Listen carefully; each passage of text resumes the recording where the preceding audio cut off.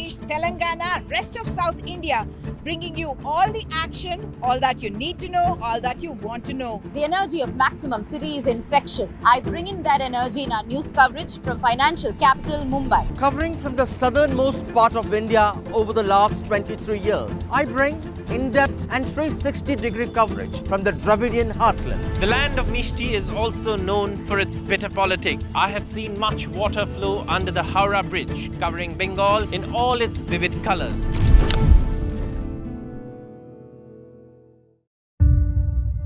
Will the war in Ukraine end? Will there be an end to the deaths? Hundreds of thousands have been killed on either side. Donald Trump is clear there must be peace. And the US will not indefinitely arm Ukraine. Does Zelensky have choices? And why are America's NATO partners resisting?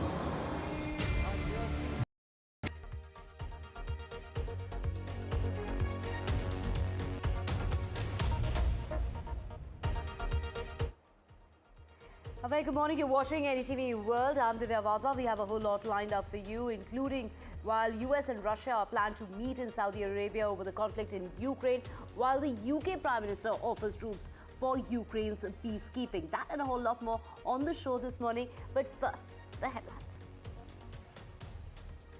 Top foreign policy aides in the Trump administration plan to meet with Russian officials in Saudi Arabia to discuss a path to end the war in Ukraine, but Ukraine is not invited to the talks between the US and Russia.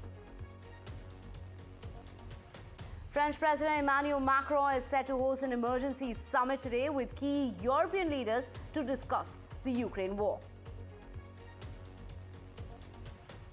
UK Prime Minister Starmer has said that he's ready and willing to put UK troops on the ground in Ukraine to help guarantee its security as part of a peace deal.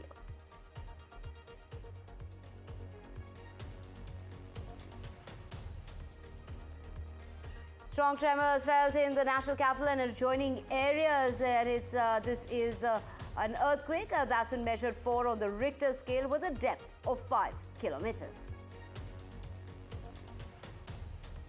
A plane with 112 Indians who were deported from the United States for illegally residing in the country landed in Amritsar at 10 o'clock late last night, the third such arrival in a span of 10 days.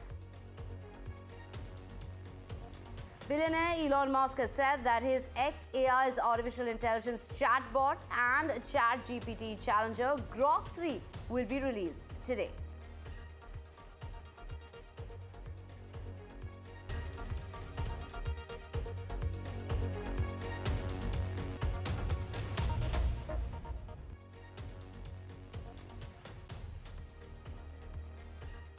Let's get to your top story, and that's top foreign policy aides in the Trump administration plan to meet with Russian officials in Saudi Arabia this week to discuss a path to ending the war in Ukraine. The first substantial talks between the superpowers on the conflict. The meeting would come less than a week after President Trump spoke on the phone with Vladimir Putin. Trump told reporters afterwards that the talks on ending Russia's war in Ukraine would take place in Saudi Arabia. The meeting will most likely draw criticism from some top Ukrainian officials because Ukraine hasn't been invited to these talks that are going to be taking place between the United States and Russia. President Zelensky of Ukraine has said that his country must be involved in any talks over its own fate. Now, a statement he made after learning that phone call that took place between Trump and Putin that lasted for an hour and a half. Now, Ukraine officials are fearing that Trump could try to reach a deal with the Russians that would not have strong security guarantees or viable terms for any enduring peace as far as Ukraine is concerned.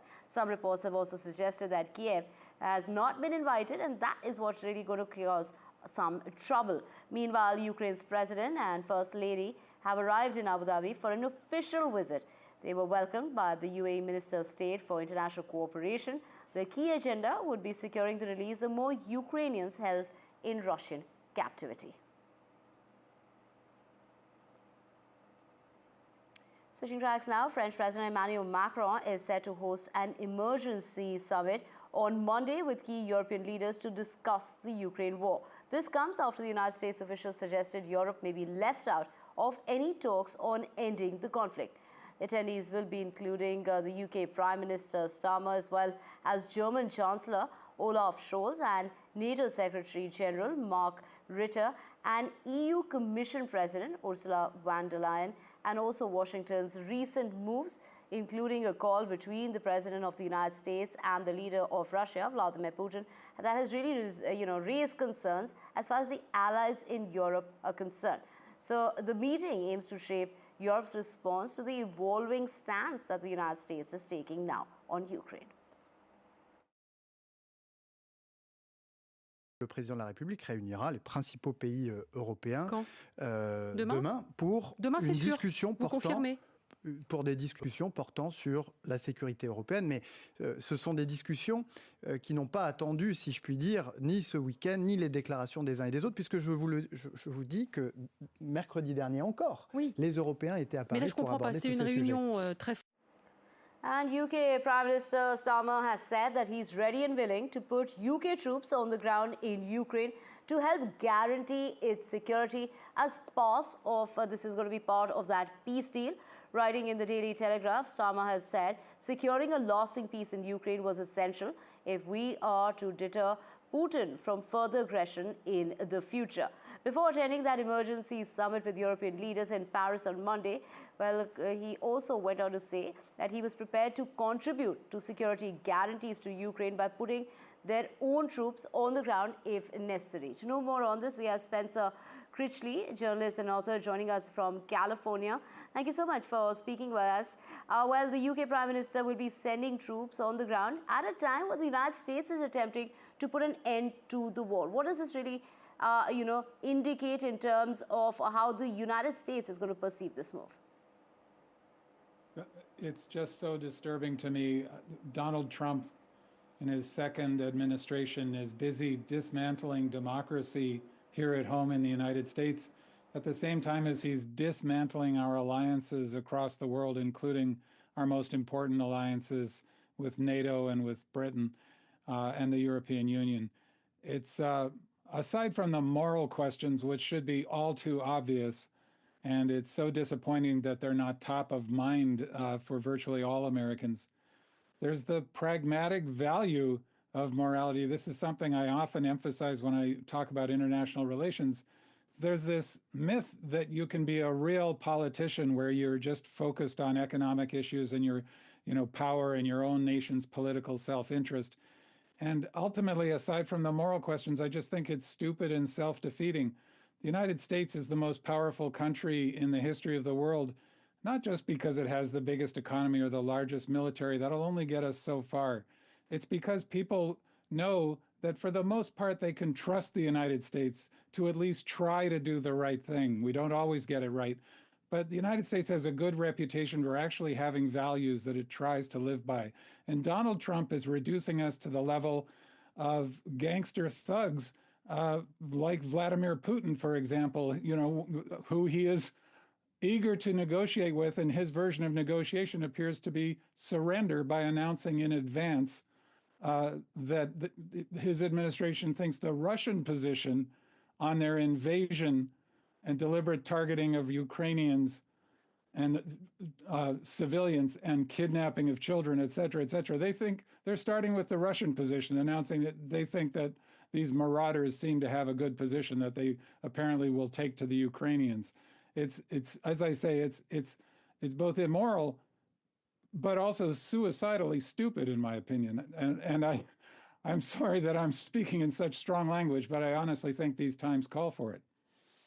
Right, Spencer, of course, what Starmer is really trying to do here is play a bridge between Europe and the United States. So, of course, UK, saying that they can really play that very crucial role and saying that Europe and America must continue to work closely together, believing that this is a unique opportunity in order to kind of help, bring this war to an end. Thank you so much, Spencer, for joining us on the broadcast.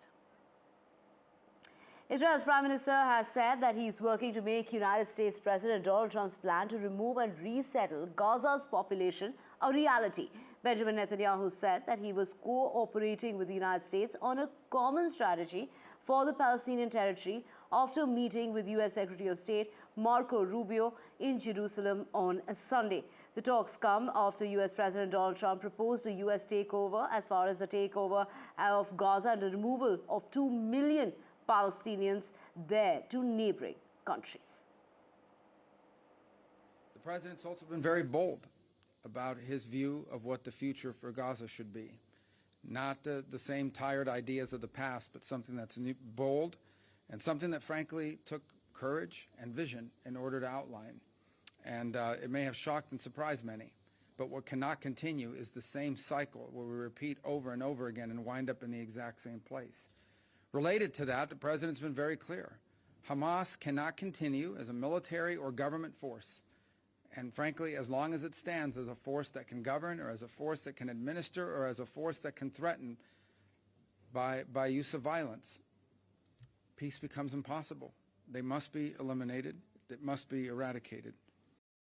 The Secretary and I also discussed how the many international institutions have been hijacked and turned into anti-American and anti-Israeli forums. We see that in the UN General Assembly, in the UN Human Rights Commission, where anti-Americanism is rampant, and more resolutions are passed about Israel than the rest of the world combined. And we see it especially in the lawfare that is being waged against America and Israel at the ICC, the ICJ, and elsewhere. The ICC has outrageously libeled Israel and issued arrest warrants based on utter lies. Like America, Israel is not subject to the jurisdiction of the ICC and does not accept the court's authority. Israel commends President Trump and his administration for restoring his executive order against the ICC and for moving quickly to sanction ICC officials. And in other news, the widow of late Russian opposition leader Navalny accused President Vladimir Putin of seeking to conceal the truth about his death. This is Navalny's widow, Yulia, who accused Putin of trying to cover up the true causes of his death and of erasing the memory of her late husband in a video released on the anniversary of his death. Authorities blamed Navalny's death, announced on the 16th of February last year, on natural causes, a sudden spike in blood pressure and chronic diseases. His family and allies reject that and insist that he was killed on orders from the Kremlin. These are accusations that are being made but being denied by authorities. Tens of thousands of people attended the funeral in Moscow on the 1st of March in a rare show of defiance in a country where any street rally or even single pickets often result in immediate arrests. Даже сейчас, спустя год после его смерти, он пытается стереть имя Алексея из нашей памяти, скрыть правду об убийстве, заставить нас смириться. Но у него это не получится. Боль, которую мы чувствуем, делает нас сильнее. И этот год показал, что мы крепче, чем сами о себе думали. In other news, strong tremors were felt in Delhi and its adjoining areas at 5:36 this morning after the Richter scale measured an earthquake of a 4 that struck the national capital. The quake's depth was just 5 kilometers, and the Delhi NCR region, many people were seen out of their homes trying to safeguard themselves from that tremor that took place at 5:36 this morning. तो हम करीब 5:30 बजे से यहीं बैठे हैं और गाड़ी का वेट कर रहे हैं। तो जैसे ही 5:35 या 5:38 के बीच ऐसा झटका महसूस हुआ जैसे कोई ट्रेन आके अचानक ब्रेक लगे हों, तो पूरा ये आसपास का जो एरिया एकदम से हिला। तो हमारी ओर धड़कनें तेज हो गई। हमने देखा कोई ऊपर से कुछ गिर तो नहीं रहा है, कहीं कल की तरह जो हादसा हुआ है ऐसे कोई भगदड़ तो नहीं मची है। तो हम एकदम दहशत में आ गए। फिर हमने चारों तरफ देखा तो सब लोग खड़े हो गए, क्राउड, कि भाई क्या हुआ। तो फिर पता चला कि अर्थक्वेक आया, बहुत तगड़ा अर्थक्वेक आया। अभी झटके आए थे एकदम, हम सोचो कोई ट्रेन आ रही है, लेकिन न्यूज पे देखा तो 5.36 के मतलब आए हैं। एनसीआर के अंदर भूकंप बोल रहे हैं। हम लोग तो सोचे कि एकदम से कोई ट्रेन आई है, लेकिन जब बाद में पता लगा तो भूकंप है। फिर हमने न्यूज़ लगाई, न्यूज़ से पता लगा कि 5.36 का जो है एनसीआर दिल्ली में जो है भूकंप आया है। तो बस मैं ये करता हूँ कि भी जो है सब सुरक्षित रहें, अच्छे से रहें। And in other news, M23 rebels allegedly backed by Rwanda have advanced into the strategic city of Bukavu in eastern Congo, meeting a little resistance from the government troops. Rebel commander claims that the group has controlled the city since midday on Sunday. Now, the Bukavu's capture follows M23's seizure of Goma in January and further eroding the authorities in the east. The government is accusing Rwanda of sending troops into Bukavu, calling it an occupation attempt, while the authorities are denying those allegations, saying it is defending itself against a militia operating alongside forces, while the rapid escalation has raised fears of a broader regional conflict. To know more on this, we have Holly McKay joining us to get us more on this. Holly, take us through what's the situation on the ground and what are the authorities really saying? Well, it's a very stunning situation, and the speed of which M23 has been able to capture these very strategic and major cities is really deeply concerning. Over the past couple of weeks, we've seen hundreds of thousands of people displaced, and in the DRC, it has the most displacement of any country in the world, which in itself is a massive humanitarian crisis. And in addition to that, the fighting has just escalated in and around these very major cities, with the potential for it to escalate even more should M23 be able to capture more places. And sort of in addition to that, the humanitarian crisis and the number of violence, sort of particularly against women and children, is another cause for really deep concern as to what's happening in the DRC as this continues. Right. Thank you so much, Holly, for joining us with those details. And of course, very concerning situation when it comes to the M23 rebels that have advanced into strategic cities towards the east of Congo.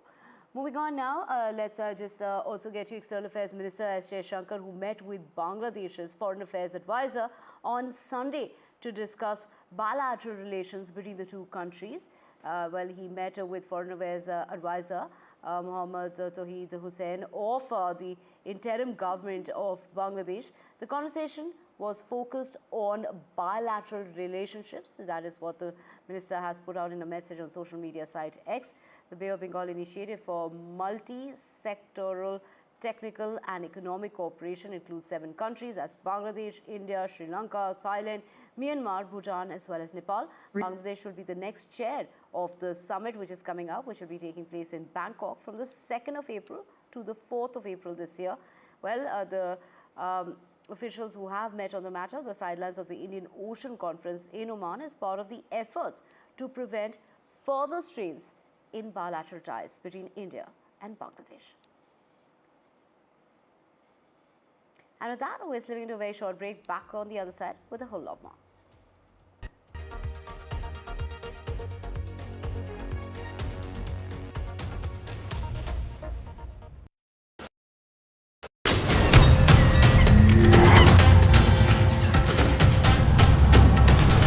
Kumbh is the flow of the rivers, the direction of the stars, and the memory of the urn full of nectar. I'm here to tell you the story of Kumbh. Watch Mahakumbh Tales with me, Amish Tripathi, only on NDTV.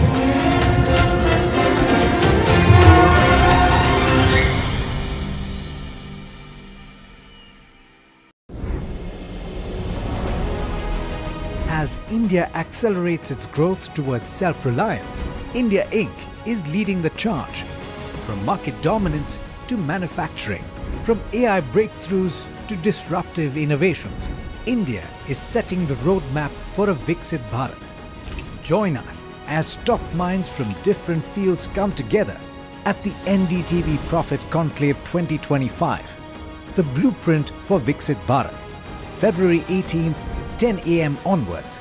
Tune in only on the NDTV network.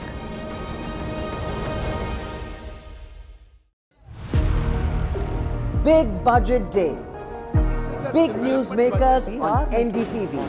Top ministers and opposition leaders. ये by the people, of the people and for the people budget. It is a fulfilling budget. This is a development budget. It's one of the finest budgets I've ever seen. More than a bold move, it is a clever move. NDTV, always the first choice of newsmaker. NDTV keeps you ahead.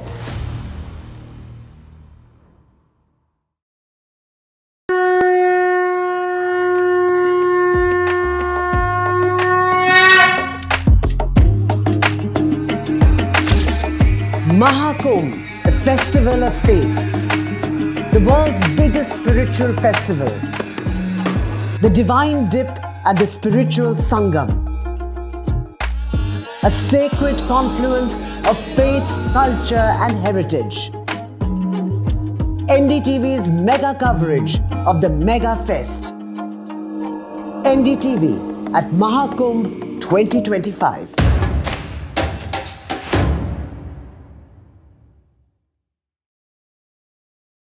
I've been reporting on all issues, big and small, from Andhra Pradesh, Telangana, rest of South India, bringing you all the action, all that you need to know, all that you want to know. The energy of Maximum City is infectious. I bring in that energy in our news coverage from financial capital Mumbai. Covering from the southernmost part of India over the last 23 years, I bring in-depth.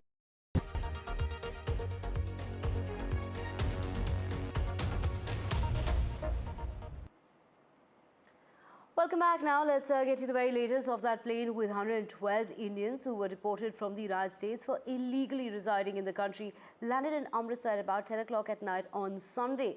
The third such arrival in a span of just 10 days. Do remember, 104 Indians were deported from the United States at first, and then followed by a plane full of 119, and now 112 passengers on board that plane landed in Amritsar. According to sources, the flight C-17 Globemaster aircraft of the United States Air Force landed at the Amritsar International, this is the international airport. Of the total deportees, 31 are from Punjab, 44 from Haryana, 33 from Gujarat, 2 from Uttar Pradesh, 1 each from Himachal Pradesh and Uttarakhand. While the families of some of them reached the airport to receive them, they have now been sent to their hometowns through buses, those facilities that have been made.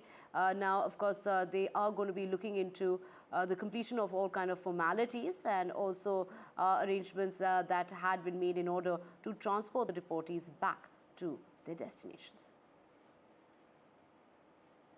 Now, the ruling party, the BJP, slammed the former Congress-led administration after the Elon Musk-led the United States Department of Government Efficiency cancelled a grant that had been set aside for voter turnout in India. The BJP said the action demonstrated that previous governments encouraged forces that were against the interests of the nation to infiltrate Indian institutions. Amit Malviya, the BJP's head of IT and social media, said that the Election Commission has agreements with the US aid-funded groups and that are under investigation under Trump. The United States Department of Government Efficiency, led by Elon Musk, has cancelled that $21 million US taxpayer-funded grant under former President Joe Biden's administration meant to influence voter turnout in India. The United States Department of Government Efficiency, DOGE, led by Elon Musk, has cancelled a $21 million US taxpayer-funded grant under former President Joe Biden's administration meant to influence voter turnout in India. In its announcement, DOGE highlighted that the $21 million was part of a larger $486 million budget allocated to the Consortium for Elections and Political Processes Strengthening. The sweeping cancellation, Mr. Musk's department stated, were part of efforts to improve government efficiency and ensure taxpayer dollars were not being spent on questionable overseas political activities. The BJP termed the now cancelled funding external interference in India's electoral process. BJP spokesperson Amit Malviya alleged systematic infiltration of Indian institutions by foreign forces, particularly targeting billionaire investor and philanthropist George Soros and his alleged network of global influence through his Open Society Foundation. He also flagged the controversial 2012 Memorandum of Understanding signed between the Election Commission of India and the International Foundation for Electoral Systems, an organization linked to Mr. Soros's Open Society Foundation, which is primarily funded by US aid, the American federal body that oversees foreign aid and is facing massive budget cuts under Donald Trump's presidency. The decision comes just days after President Donald Trump met with Prime Minister Narendra Modi, where the two leaders discussed strengthening US-India relations and ties in various sectors. However, the cancellation of the voter turnout funding was notably absent from any official statement or press conferences following their meeting.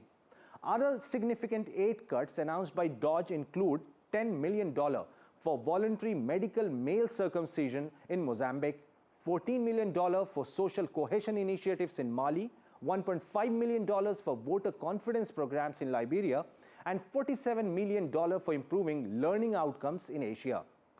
Governance and transparency projects were also affected, with $32 million for the Prague Civil Society Center and $20 million for fiscal federalism in Nepal among those terminated.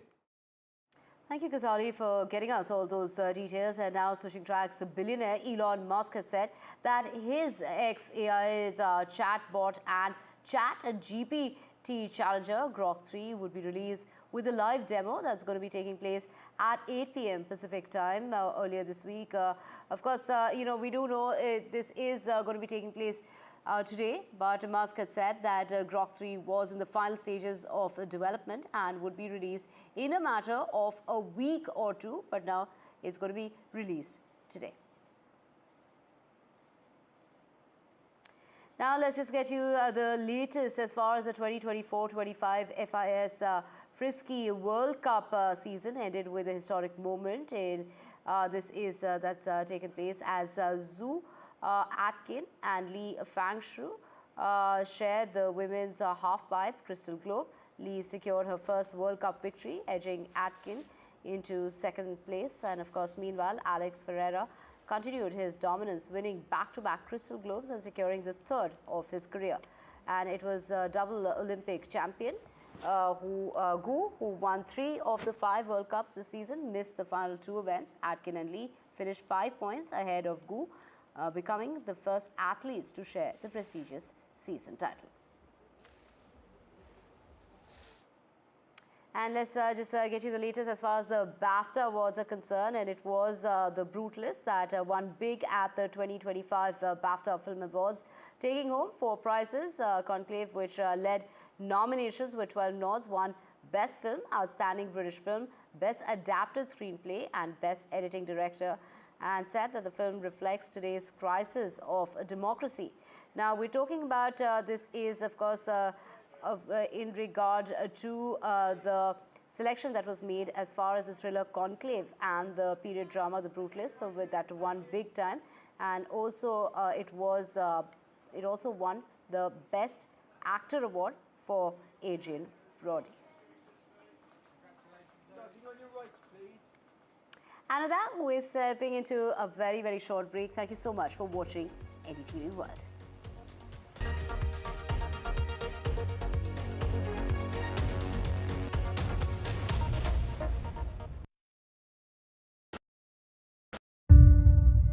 Will the war in Ukraine end? Will there be an end to the deaths? Hundreds of thousands have been killed on either side. Donald Trump is clear there must be peace. And the US will not indefinitely arm Ukraine. Does Zelensky have choices? And why are America's NATO partners resisting? Join me, Vishnu Shom, in Munich as the world grapples with one of its biggest problems, the Russia-Ukraine war. Will there finally be peace?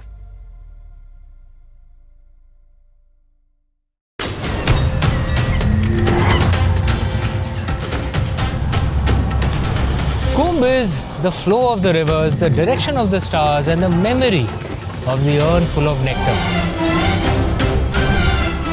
I'm here to tell you the story of Kumbh. Watch Mahakumbh Tales with me, Amish Tripathi, only on NDTV.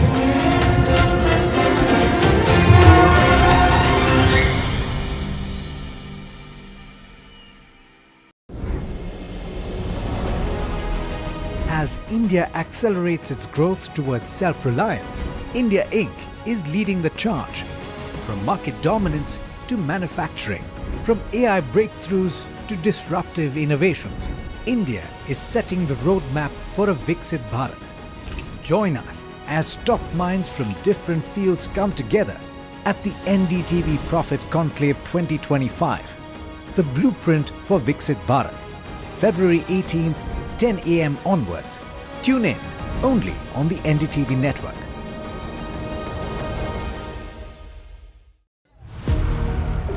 Big Budget Day. Big newsmakers on NDTV. Top ministers and opposition leaders. ये by the people, of the people and for the people budget. It is a fulfilling budget. This is a development budget. It's one of the finest budgets I've ever seen. More than a bold move, it is a clever move. NDTV, always the first choice of newsmakers. NDTV keeps you ahead.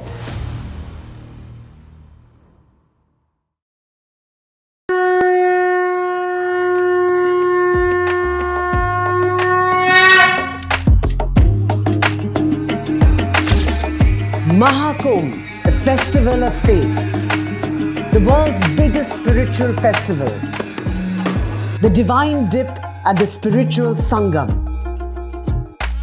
a sacred confluence of faith, culture and heritage.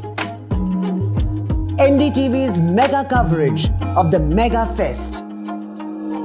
NDTV at Mahakumbh 2025.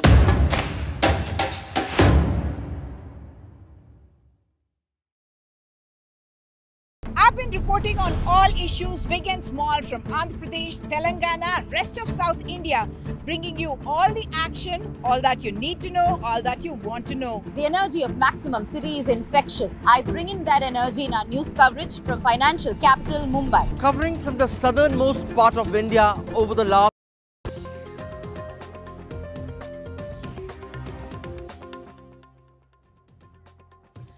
Hello and good morning. You're watching Breakfast Show. I'm Radhika Ramaswamy joining you from Mumbai studios. We also have Divya Vadva joining us from Delhi. Divya, from a Delhi earthquake early this morning, which I'm sure tremors you also must have felt, to tragic stampede incident in Delhi and US flight bringing back the next batch of Indian deputies. We have a lot coming up in the next hour.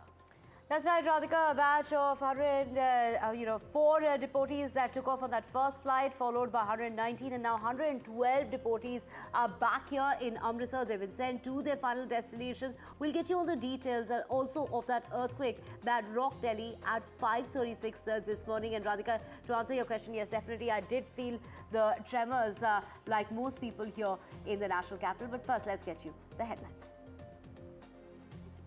Earthquake in the Delhi NCR region, massive tremors that were felt at 5:36 this morning, and on the Richter